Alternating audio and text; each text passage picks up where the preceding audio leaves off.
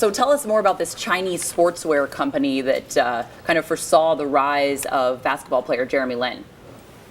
Well, this is just one of there are tons of sportswear companies in China, but this one saw the rise before the NBA really did. So they picked to trademark the Lin name in Chinese and did so in 2010.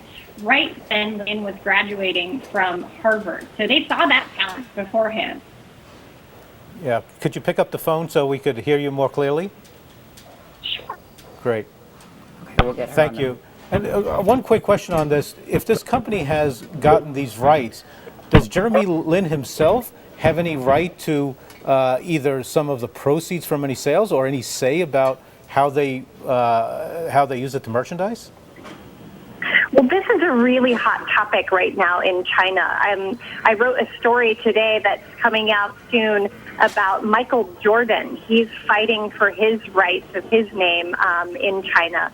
There's another sportswear company that's been using the Chinese version of his name, and Michael Jordan doesn't get anything for that. So it's unclear right now, and probably unlikely, though, that Jeremy Lin will get anything from this company that has the rights to his name.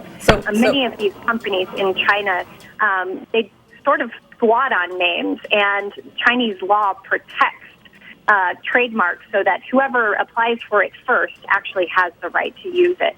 But if they were taking out a trademark on Michael Jordan's name, obviously wonderful basketball player, but a little bit past his prime. I mean, are these companies just kind of throwing things on the wall and seeing what sticks, just taking out copyrights, trademarks on tons of names and hoping that one of them kind of comes through to end up to be a famous basketball player?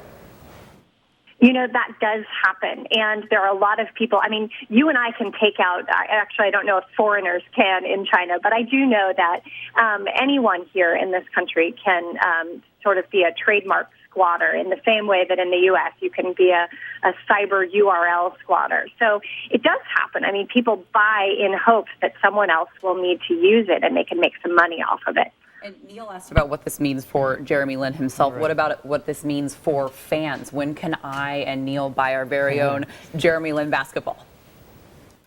Well, it is China, so really you can buy it right now, meaning that, you've got companies, just renegade companies doing whatever they want. And some companies are doing it legally.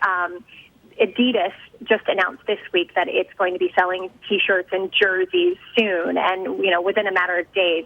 And it has the right to do so because it has an agreement with the NBA here to sell the Lin jersey.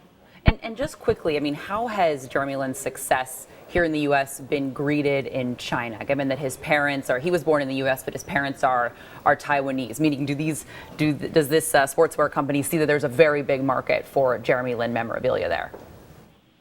Oh, it's huge. I mean, people are really excited. I know that most Chinese media, they don't really make heroes in the same way that the U.S. does, but they love a hero story. I mean, who doesn't, right?